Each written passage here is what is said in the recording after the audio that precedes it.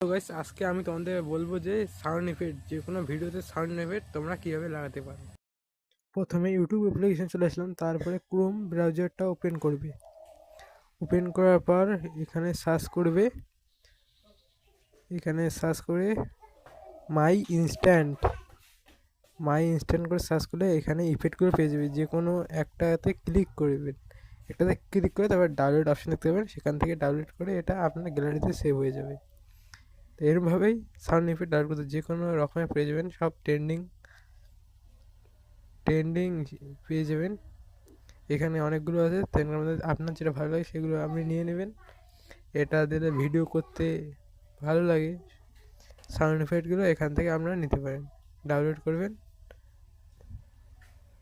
ভালো লাগলে চ্যানেলটাকে অবশ্যই সাবস্ক্রাইব করবেন। নতুন নতুন